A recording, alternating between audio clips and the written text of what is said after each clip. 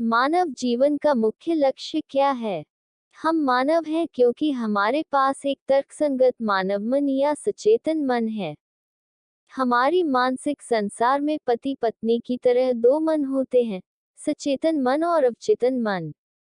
लेकिन हमारा ये सचेतन मन अभी भी बहुत कम विकसित है, इसलिए हम अंधी भावनाओं और अंधविश्वास से भरे अवचेतन मन से संचालित होते हैं। जागतिक व्यवस्था के अनुसार हम चेतना के विकास के पथ पर आगे बढ़ रहे हैं। हमारा अंतिम लक्ष्य ईश्वर चेतना के स्तर तक पहुंचना है। शेर के बच्चे बड़े होकर शेर ही बनते हैं, बकरी नहीं। लेकिन इससे पहले हमें चेतना के कई स्तरों से गुजरना होगा। पहले हमें चेतना पथ के इस मानवीय स्तर को पार करना होगा, यानी पूरी तरह से विकसित मनुष्य बनना होगा। लेकिन हम मानव जीवन के मुख्य लक्ष्य को भूल गया है और अज्ञान बच्चों की तरह नाना प्रकार के खेलों में लिप्त हो गया है और काल्पनिक कहानियों में डूबा हुआ है। हम यहाँ कुछ दिनों के लिए शैक्षिकी यात्रा पर हैं।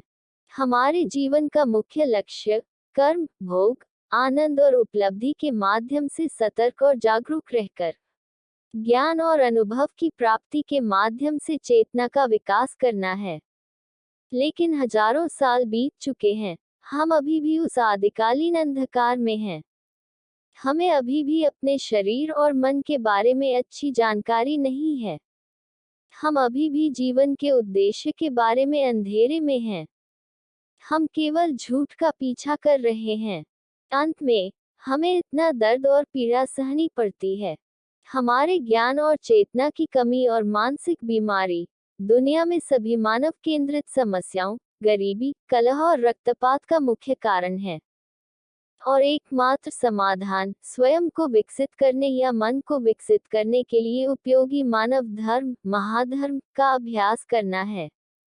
सच्चे मानव विकास और विश्व शांति और बेहतर जीवन प्राप्त करने का यही एकमात्र मार्ग है।